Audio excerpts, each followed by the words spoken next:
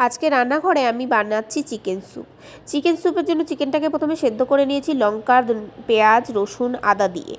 এই স্টকটাকে আমি রেডি করে রেখেছি। এখানে প্রেসারে একটু বাটার দিয়ে দিয়েছি, তারপর ভেজিটেবিলগুলো দিয়ে দিয়েছি। ভেজিটেবিলের মধ্যে শীতের সব রকম ভেজিটেবিল তোমরা দিতে পারো, যেটা যেটা তোমাদের ভালো লাগে। সঙ্গে একটু কর্ন দিয়ে নেবে, এটাতে টেস্টটা ভালো লাগে। এবং ধনেপাতা দিয়ে একটু এটাকে ভালো করে ভেজে নিয়েছি। ভাজার পরে লবণ একটু দিয়ে দিলাম, সঙ্গে গোলমরিচও দিয়ে দিয়েছি। এবার আমি ভাজা কমপ্লিট হওয়ার পর চিকেন স্টকটা রাখা ছিল, সেই চিকেন স্টকটা এটার উপরে দিয়ে দিলাম।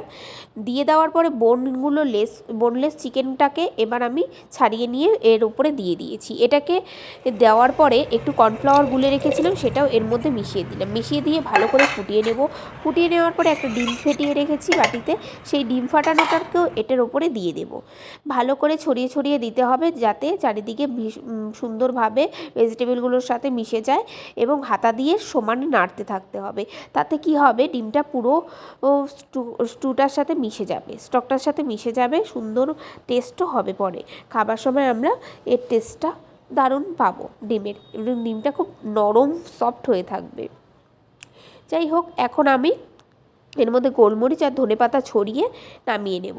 আমার চিকেন স্যুপটা রেডি হয়ে গেছে। এবার আমরা বোলের মধ্যে সার্ভ করব, এবং গরম গরম এটা খেয়ে নিলে দারুণ লাগে। তো সবাই এটা বাড়িতে বানাও এবং বানিয়ে খেয়ে দেখো, কার কেমন লাগলো সেটা জানাতে ভুলো না। আমার চ্যানেলটাকে অবশ্যই সাবস্ক্রাইব করে রাখো, লাইক করে রাখো, আর বেল আইকনটা প্রেস করে রাখো। Thank you.